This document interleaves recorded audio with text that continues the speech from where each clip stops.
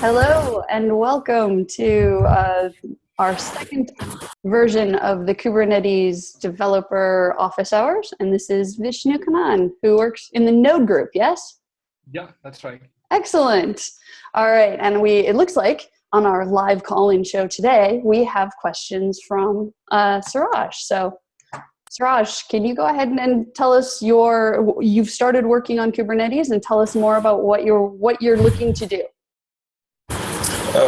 Yeah, I started with contributing to documentation that I found was outdated or needs some changes. Also, I'm looking for contributing to code, but I have not seen anything that's,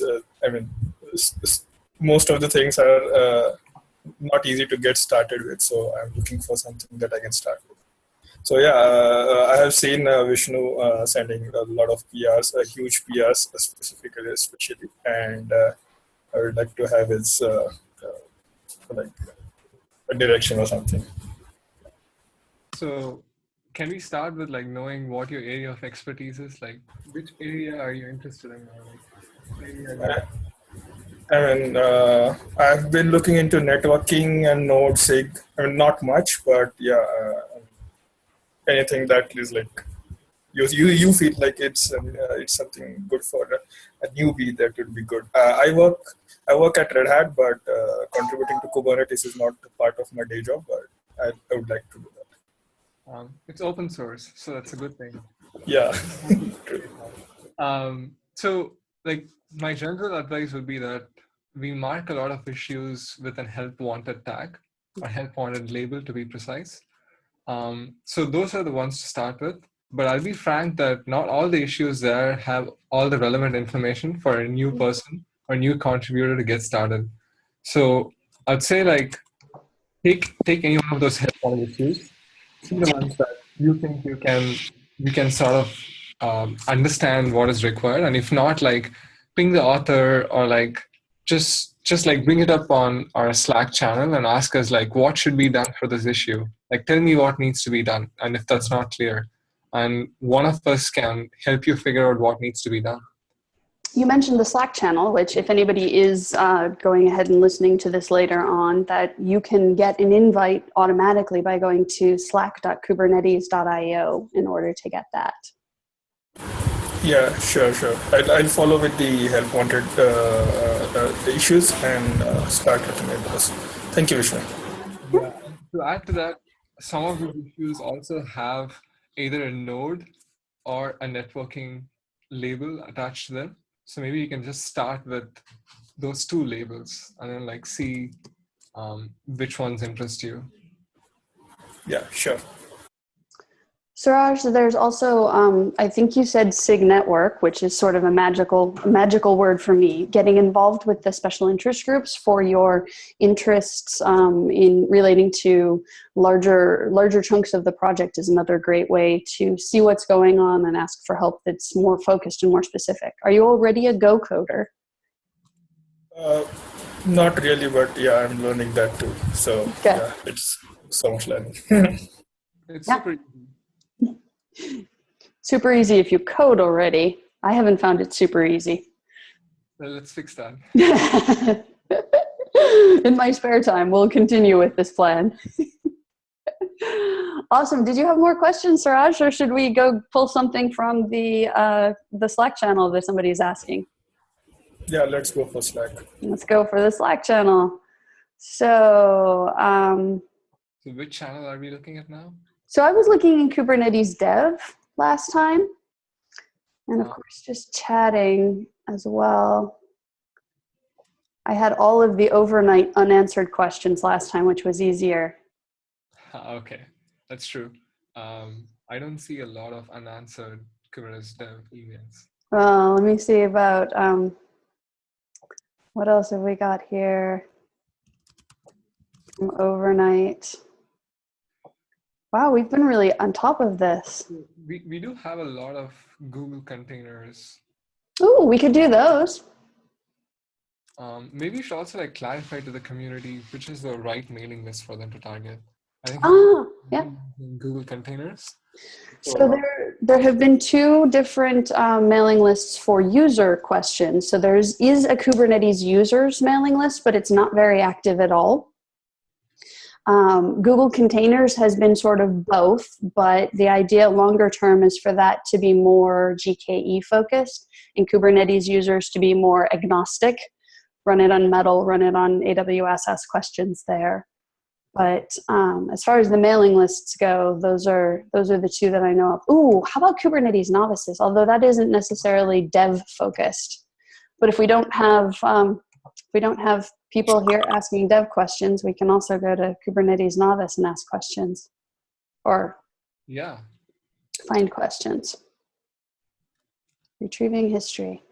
So I see a few questions in Google-containers mailing.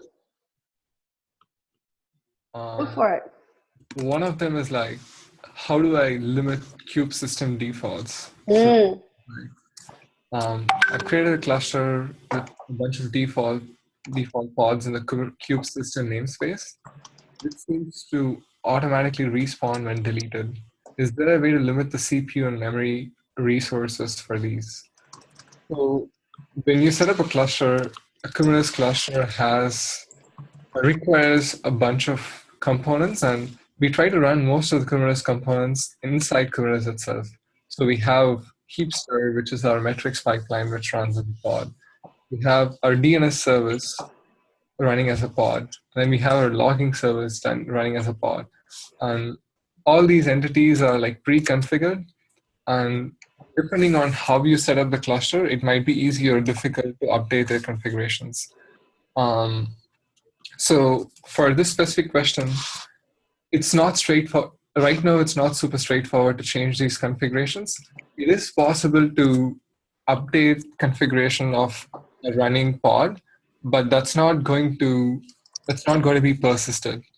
What happens is, like on the Kubernetes master, as part of the deployment process, we move a bunch of configuration files onto the master, and there is a process running on the master that ensures that the required Kubernetes cluster components in the kube-system namespace are running and that their desired state matches the state that's there in these files. So unless you can go and update the files inside of the master, it's not possible to persist your changes. So is that something that will change at some point, or is that a natural expectation of the system? I think in the future we want to make it easy for people to change these configurations. We don't want to like deal with file salt, and like we want everything to be deterministic, that like people know what exactly is happening inside the system, and then they can go and update it right away. But we're not there yet. And like extending this on cluster services like GKE, since the whole system is managed for the end user, we don't expect the end users to change configuration of cluster components. I think this specific question was targeting GKE, looking at some of the pod names that were mentioned. So I think it's not going to be possible because we spend a lot of energy in making sure that we basically have the right amount of resources. I'm going to post a link to this question. Perfect, thank you. And that will make the YouTube later easier for me when I post it. Yeah, that's right. All right, so let's see what else we have in questions.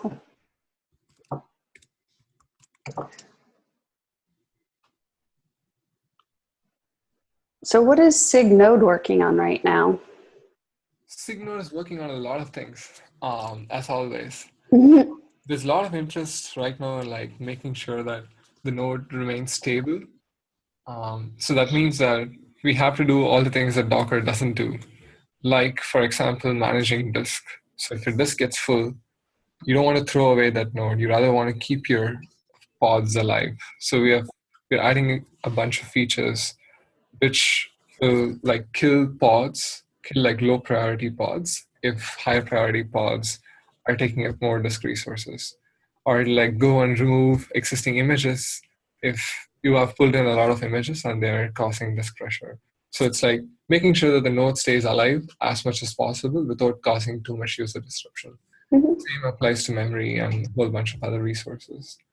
And we're also trying to improve security. Like we are looking at adding app armor support, and also support for like controlling what syscalls can be invoked by a given application.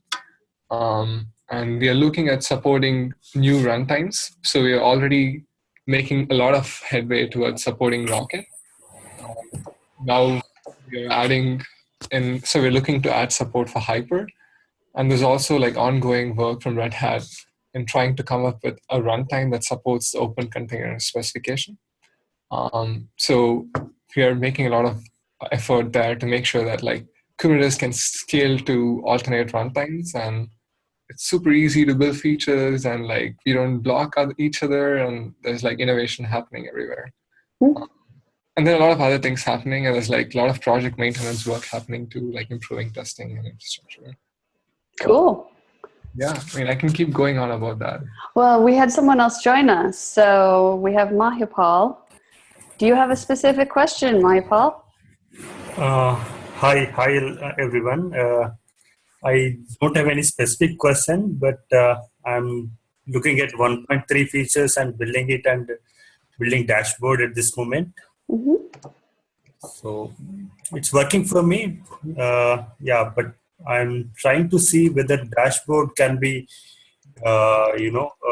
pushed into dockerhub and reused. That part, it's becoming difficult for me. That's where I'm working on right now.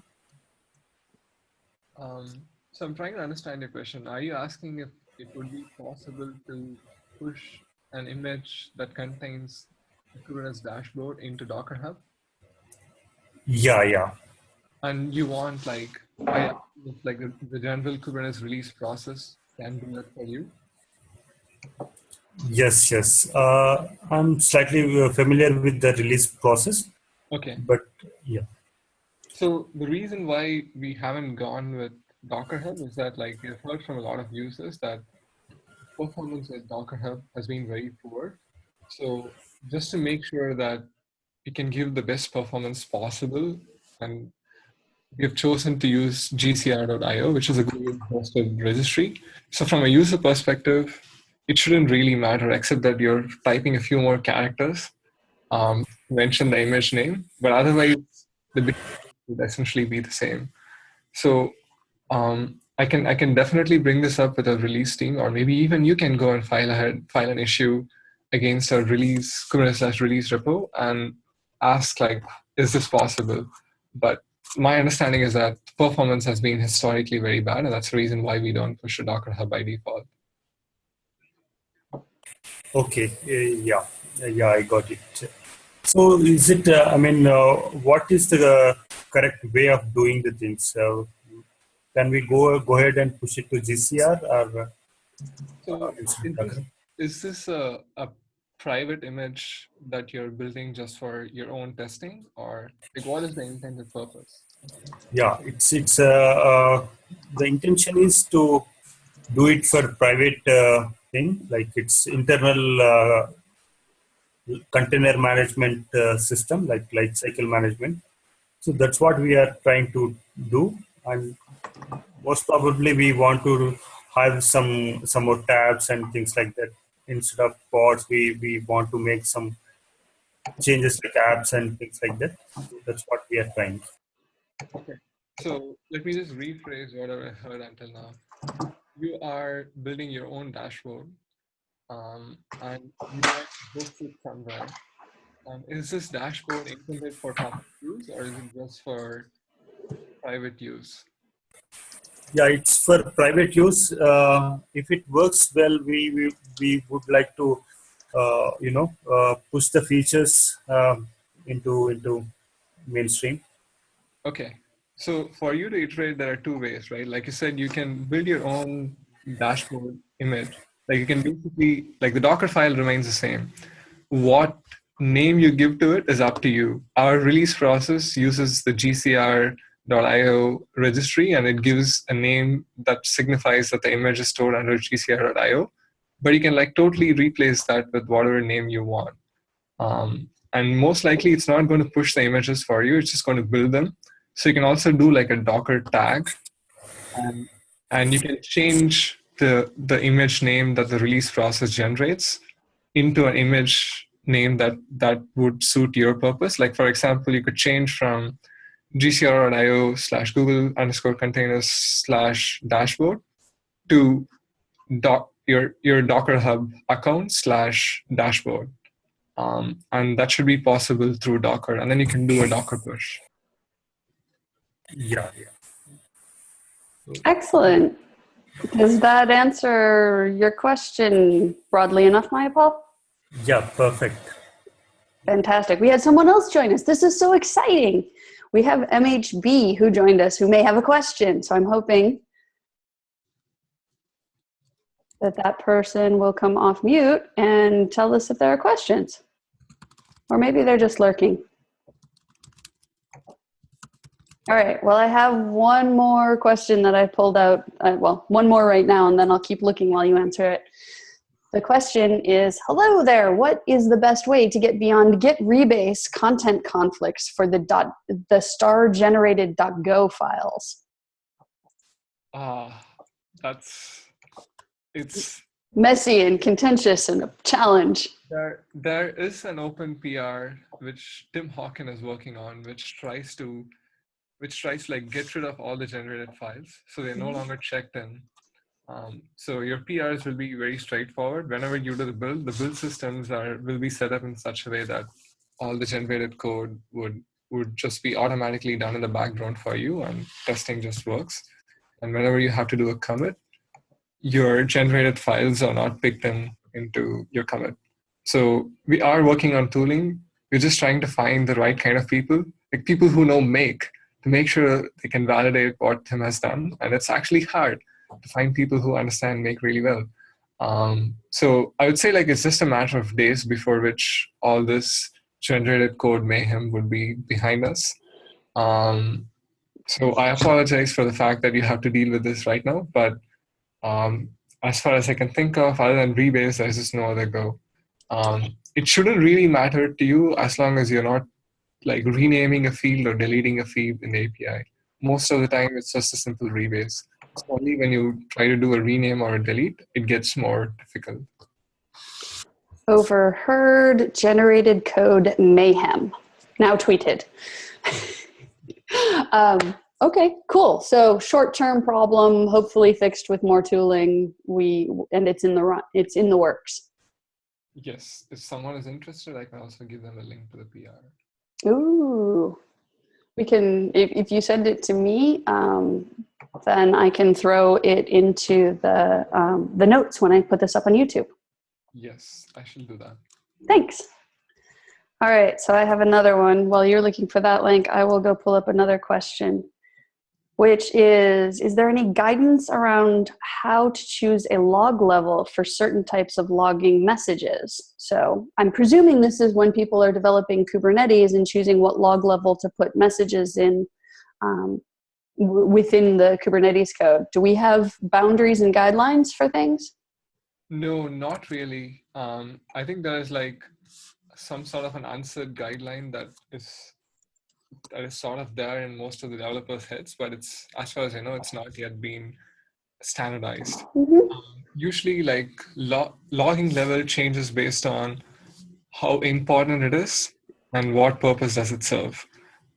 If a log is only going to be for debugging and it's going to like increase your logging space a lot, we usually like tend to push it to a very high number. Like we even set it up to like logging level 10.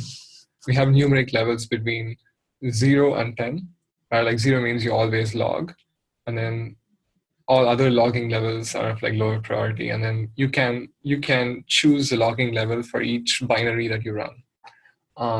So typically going from order of priority, if you want a log to always be there because it helps you debug most of the issues, then you just set it to the default 0 logging level.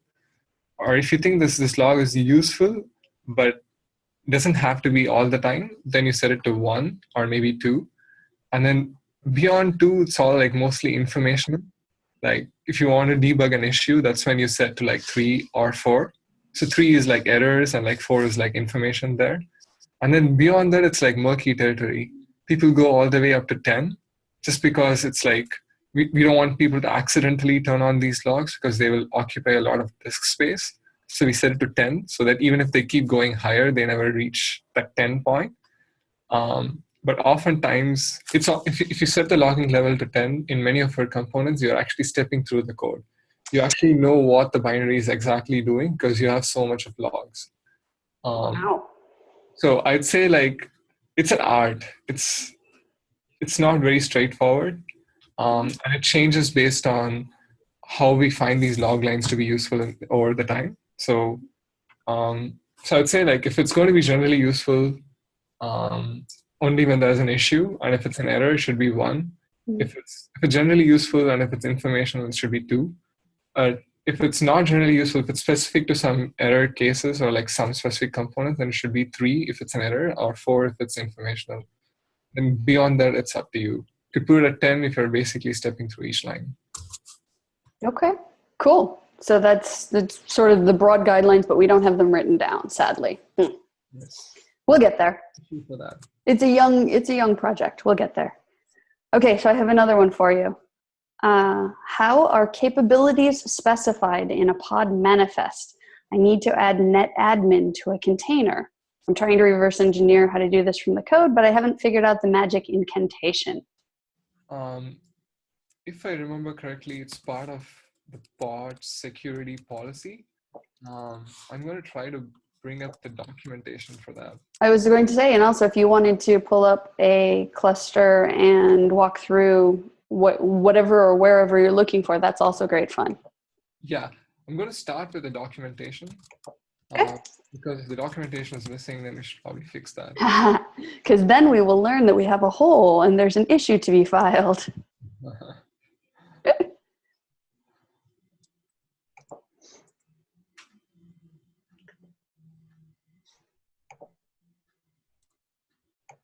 So I'm scanning through our docs to find the right link. Mm-hmm.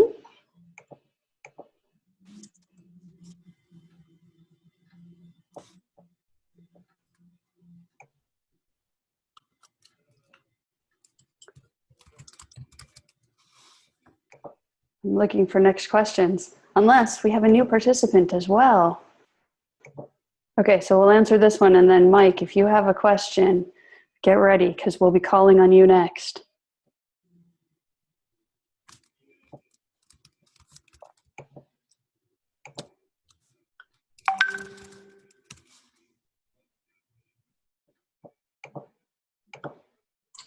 All right, I have maybe a question in parallel if you can think about 2 things at once, which I'm sure you can, more than that. But how do I ping from one pod to another using the pod name of the other pod? Is it possible? No, it's not possible. Not possible. Okay, that's an easy one then.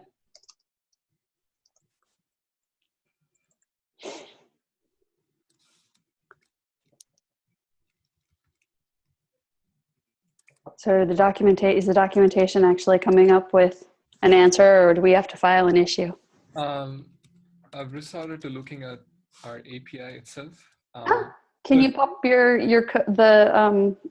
your screen, and then we can see where you're looking? And this is part of the fun of this, is getting to look over someone's shoulder. Yes.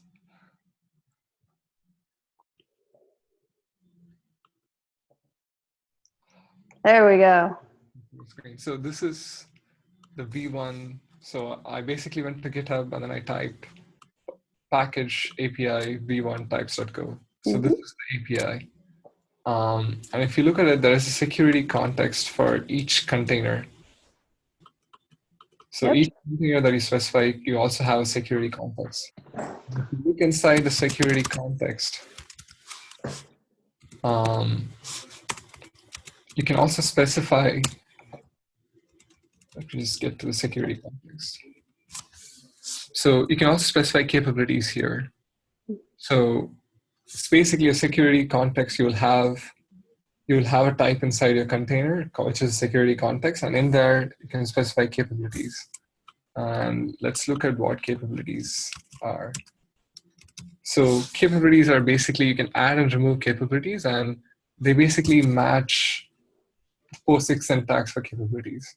So you could say that if you have capsys admin, you can just add it to this add list here, saying that I want capsys admin here. I also try to find an example for this because that's probably much easier.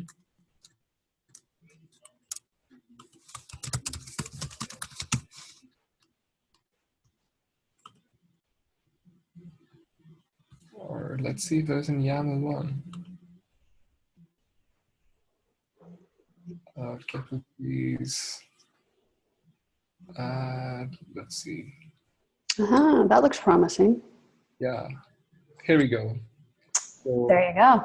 Example here, where you're specifying your containers as part of a pod. So there's actually a replication controller. And you can specify capabilities here. So you have a capabilities section under security context. And then you're saying, I want to add IPC log. So you can remove capabilities to the system. And in this case, Lauren would have wanted to add net admin. Yes. So Yep. you just specify net admin. Same thing. Very cool. Huh. See, it's so much fun to look over people's shoulders.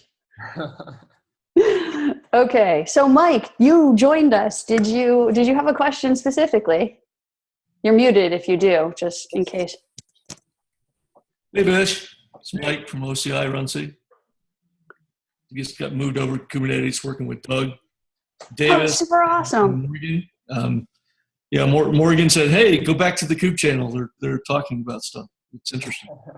So I'm going to log on.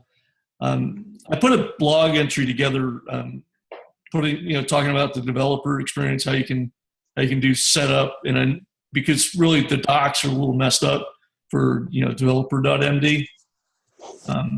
Just get a heads up there. Starting to work on that. I'll probably push a bunch of PRs in to work on the developer docs. But one of the things we're looking at yesterday was getting debug working, and need to modify the makefile so that it supports passing parameters into the Go compiler. Just making sure that makefile is the direction that we should go here, right? That you guys want to start having people use makefile instead of the scripts. So the direction we're going towards is using makefiles and trying to start using more powerful features of make. For now, if I remember correctly, all our Golang build stuff is inside this file. That's right. So all I need to do is add, something extra here. I popped an issue up. I'll do the PR. But basically, you've got the GoLD flags. Uh-huh. You don't have the ability to do the Go compiler flags. Uh-huh. So if you look for GoLD, you'll see that. See that? Right. There's another option to pass in the compiler flags. Specifically, you need to turn off the optimization and the inlining, which is -N and -L. Okay. And you can't do that with that Go flags option you have right there. So I need to modify the makefile and this file. And I just wanted to make sure that that's the right pattern that you wanted to follow. Just repeat what you've got for GoLD. Just make it a Go. I would say Tim Hawkin is the best person to answer your question because he's refactoring all of this. Sure.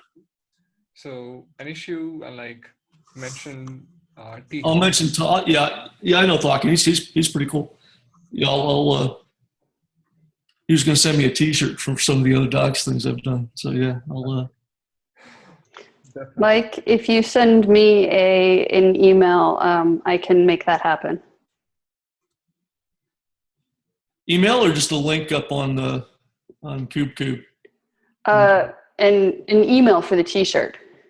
Oh, yeah. Hawkins, he already sent me an email, so that's cool. No, but if he promised you a T-shirt, I can make that happen. Yeah. Well, maybe you sent it and one of my neighbors took it, right? Could be. I got my red hat on today since they gave it. Oh, cool. It's the week. Yep. Well, thanks for the. Yeah, happy to. So Doug joined us. Doug, are you just lurking? Hey, sorry. Yeah, I was just a little lurking, and then my wife walked in, so she takes priority. Sorry. Okay, bye. Okay. All right. So let's see if we can find more questions out of Kubernetes, out of the Kubernetes channels here.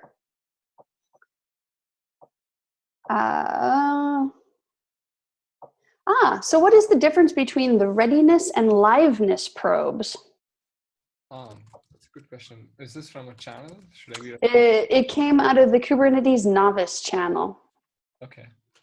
I'm just trying to get to the channel.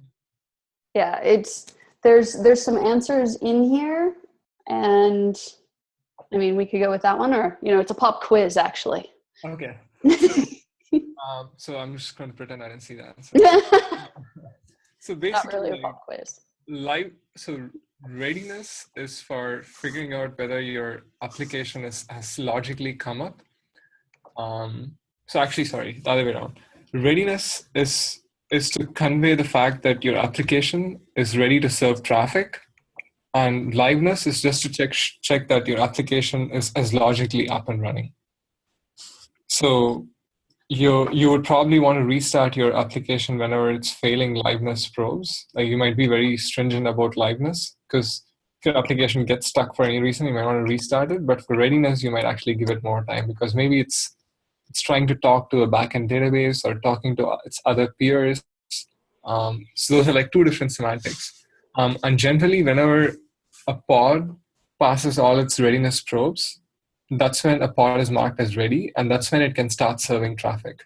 So by default, if you have a Kubernetes service and you have traffic flowing towards it, unless a pod is ready, it's not going to receive any traffic. Whereas whether it passes or fails liveness probes is no way related to serving traffic. So if you have a service attached to a pod, the service will have to be up and answering before the readiness probe succeeds.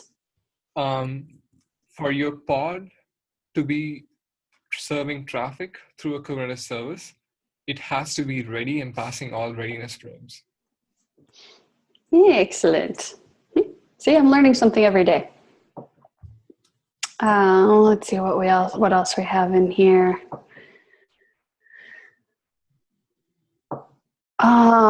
No, that's a hard one. Is there a good example for? Yes, write it on the fly. What else have we got here?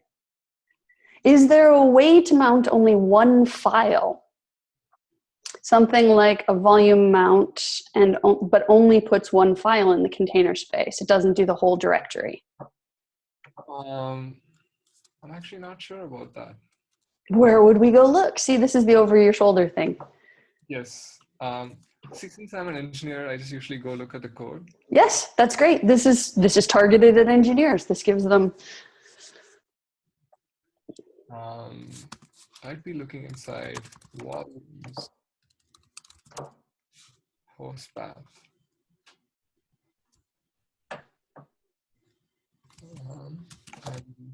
I have a mount function in here. Ooh, and we could even talk a little bit about the mount function in here. Let's look at setup. The great thing about volumes code is that it's very well abstracted. So if you just understand one, then you can navigate through the rest pretty easily.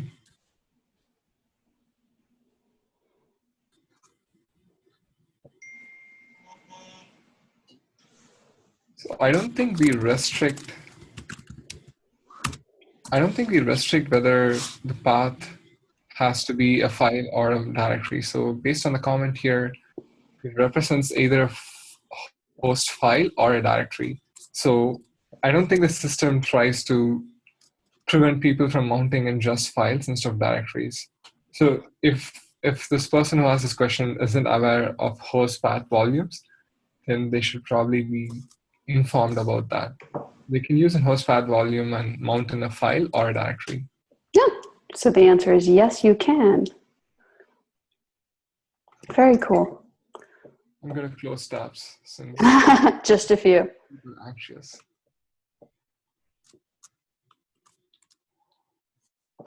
So I will ask you one of the same questions that I put to Philip on Tuesday, because I think it's a good one to get from everybody. If I want to inspect the Kubernetes code, since I'm planning to do something, and he wants to know what are good tools to help with that. So what is your tool chain, and how does that fit, and what would you recommend for people?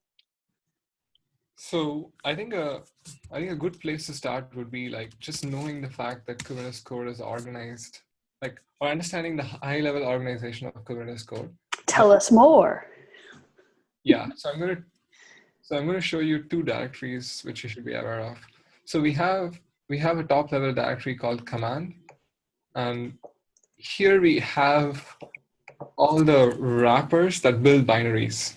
So usually we try to split code in such a way that we have reusable libraries, and then we compose these libraries to build binaries. So everything inside of command is where we deal with flags and like all the aspects of building a binary, and libraries are stored inside package.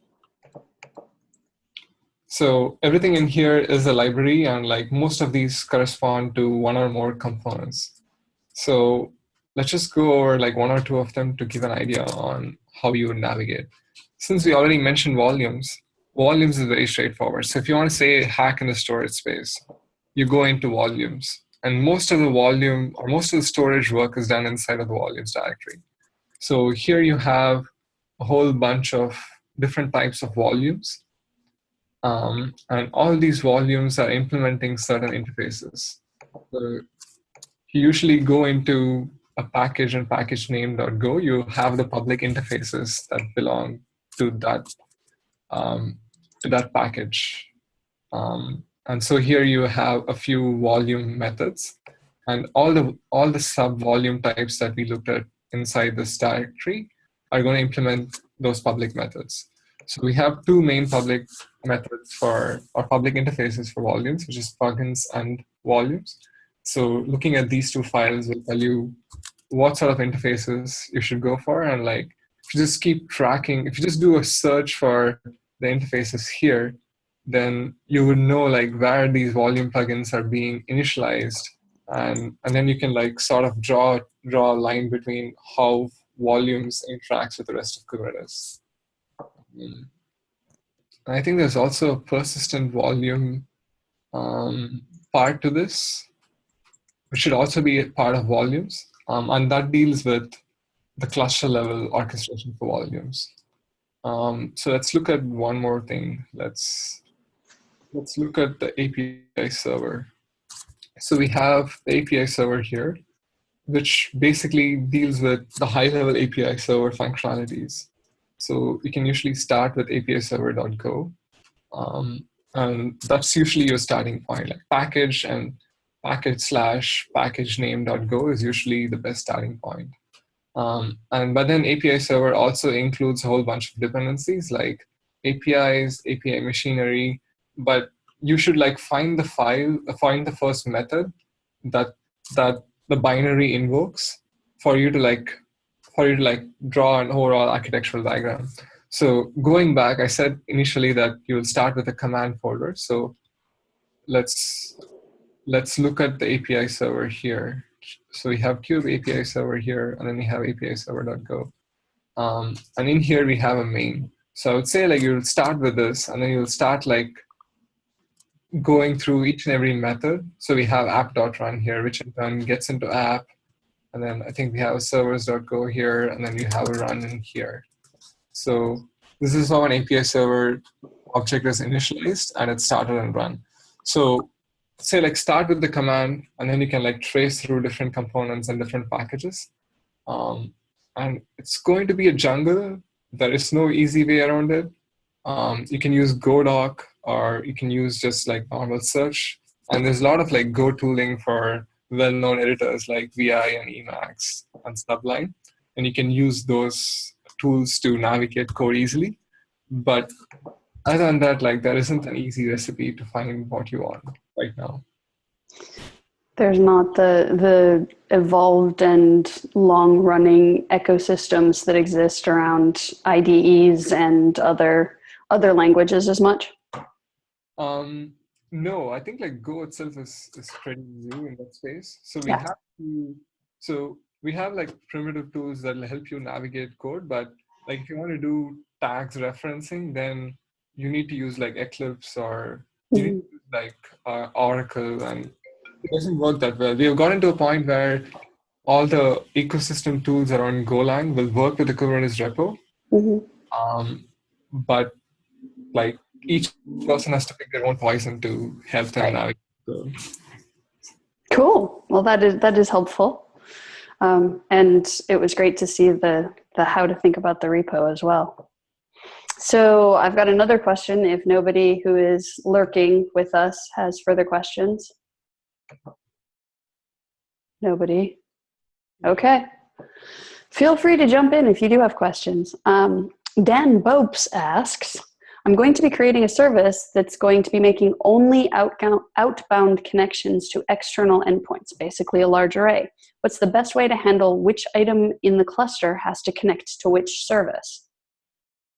Which item in the cluster has to connect to which service? So let me just understand the first part of the question. The first part of the question was that I have a Kubernetes service that is being backed by applications that are not running inside a Kubernetes cluster.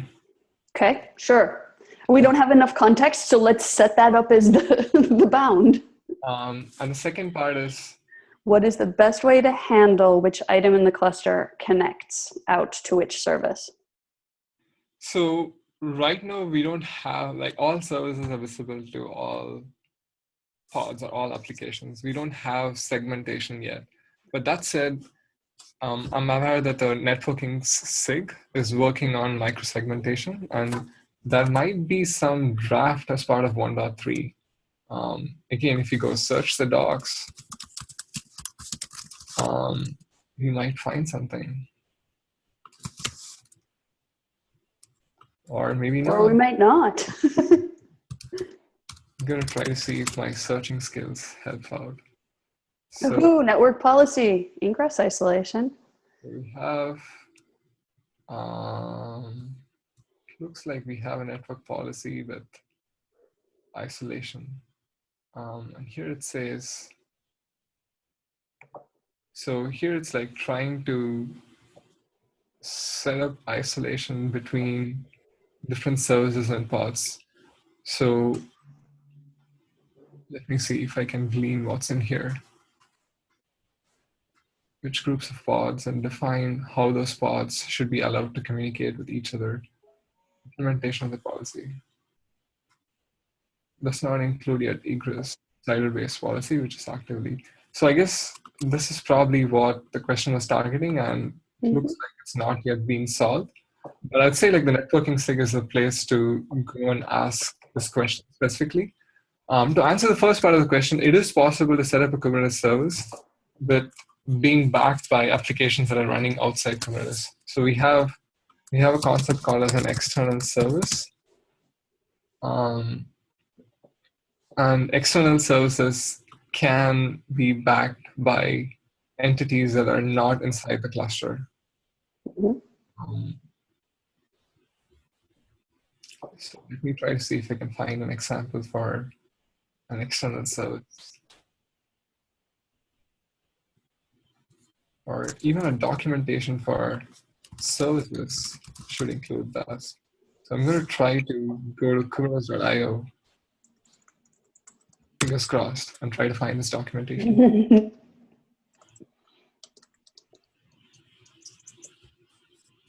Service discovery and load balancing. So let's see what we have here. Exposing service, creating a service.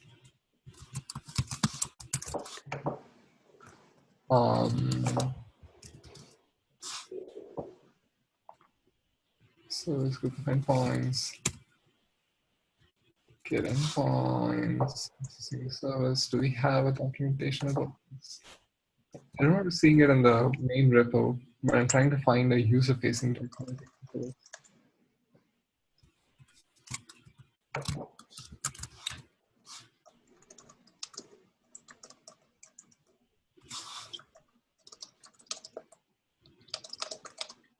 So without wasting a lot of time trying to find this, short answer is like you can create any service you want, and you need not specify a label selector for that service.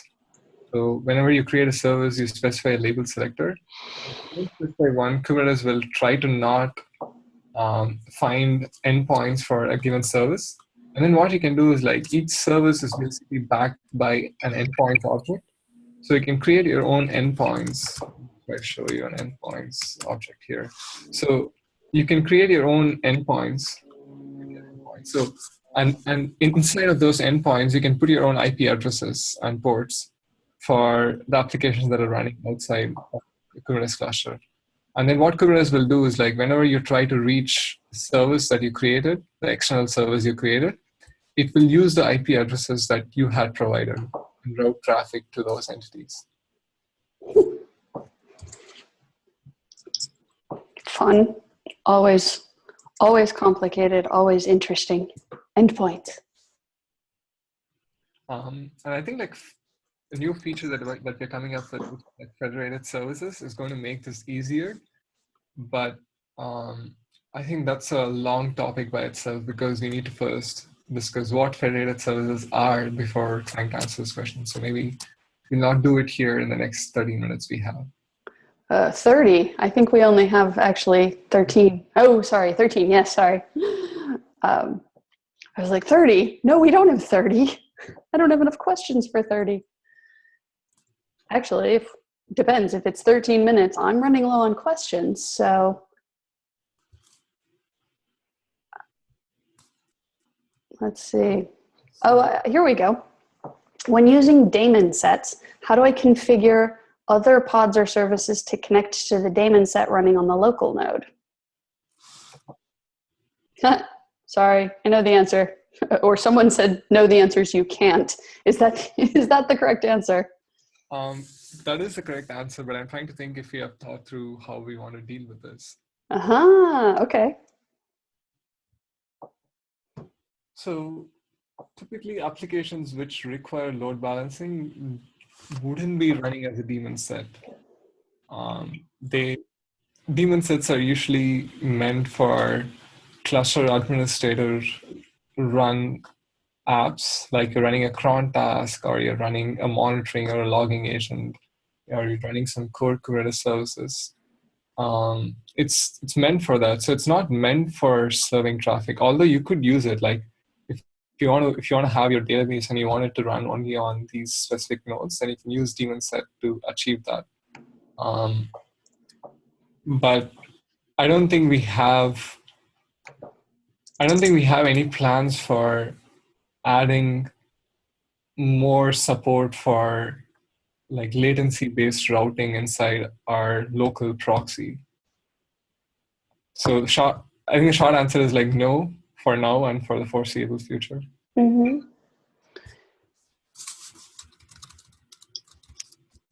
Let's see what else I have for questions. Oh, apparently a few people say they are very interested in accessing node local daemon sets as well.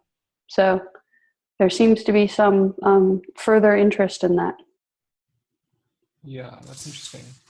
I'm just trying to think of like other ways how people could achieve this.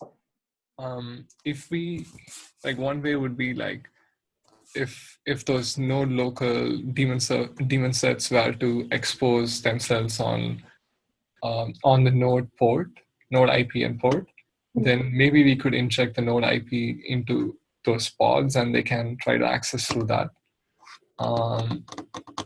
Or yeah, I don't think this feature has been explored. So maybe the best place to start would be to file an issue and have a lot of +1s against it. Right. in like recent GitHub terminology. And that might be a good place to start, because if a lot of people want it, then maybe we can start looking for it. Investigate, yeah. It's the, I want to do this. How can it be done in this case? Yeah, interesting. All right, I'm running low on issues. I have plenty of issues. I'm running low on questions out of the chat channels. Mike or Doug or Alex Brand is a new person. Do any of you have any questions further for Vish or Justin? We've got more people on here. Questions?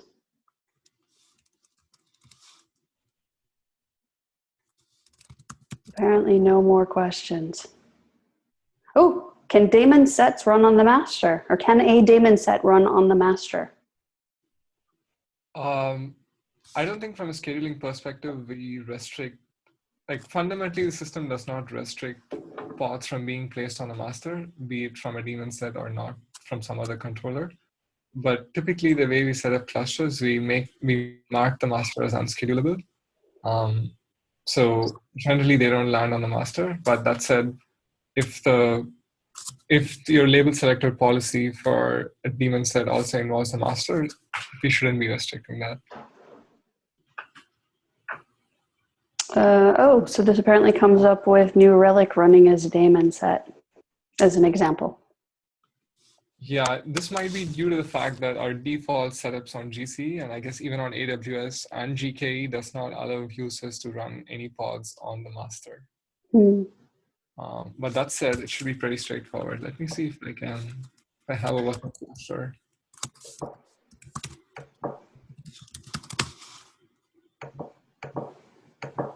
The cluster doesn't seem to be responding. But I was just going to try to show that you can do an edit on the master config object. So you can do like a kubectl edit nodes / Kubernetes -master. And then you will have an unschedulable variable in there. And then you can just, it will be marked as true. So you can just set it to false and hit save. And from that point onwards, your master should be schedulable, or your pods can be scheduled on the master. So it's a manual config change then? It is a manual config change, but the good part is the user can do it right away on some of the deployments. Cool. All right, last call for questions. We've got 3 or 4 minutes. Yes, thank you. It is my birthday. Thank you. Everybody keeps saying thank you or happy birthday in the chats. All right. Well, let's call this successful. And any one of you who have been lurking and wants to be one of these hot seat office hours questions on the fly people, please tell me, because I want to keep doing these. They seem to have been fun. And from what I can tell, several of you have gotten interesting nuggets out of this. So fantastic.